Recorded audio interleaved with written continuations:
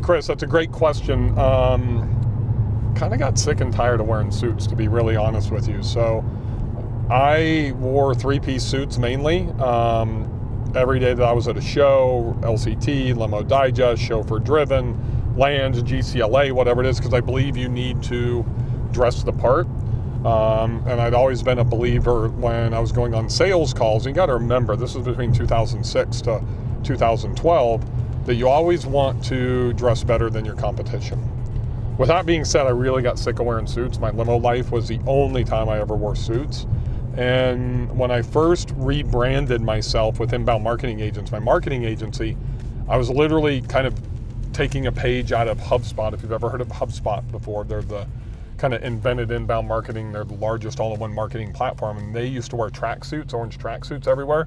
So I got IMA, Inbound Marketing Agents, tracksuits made, and literally Sam Olakarjanan and I, when we spoke at the very first, I think it was the last Limo Digest show, we were wearing those tracksuits, and we did for the first couple of years.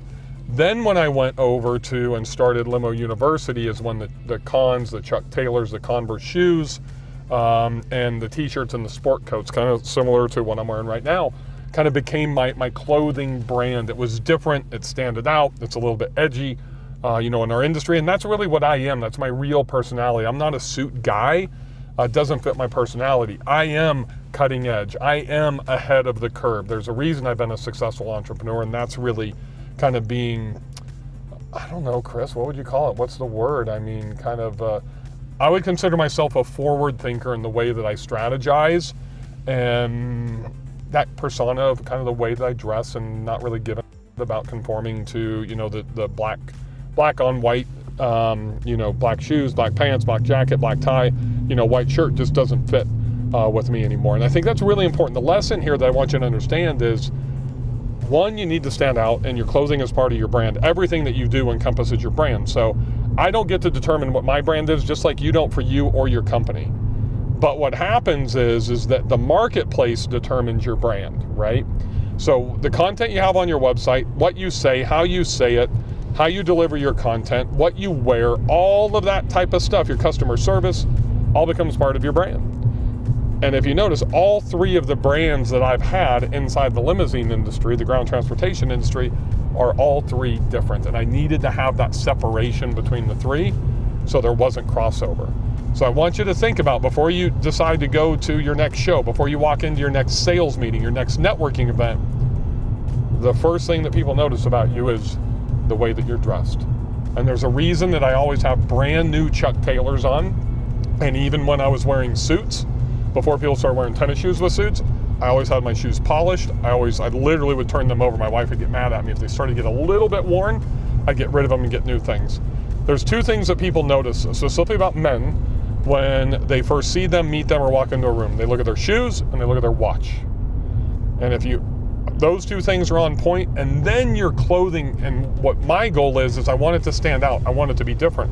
There's a reason that I wore a lot of purples, a lot of pinks, a lot of greens, and a three-piece suit when I was in the industry, because I wasn't wearing the blue, I wasn't wearing the black, I wasn't wearing the charcoal. I wanted to stand out, I wanted to be different. And literally I still have hundreds of these just, really bright and bold ties. And there's a reason that I have 50 or 60, I don't even know the number, 50, 60 sport coats. And I change my sport coats. Even like on a Sunday at a show is typically when I do the most talking and speaking. And I will change about every hour. I'll change my sport coat, and there's a reason for that.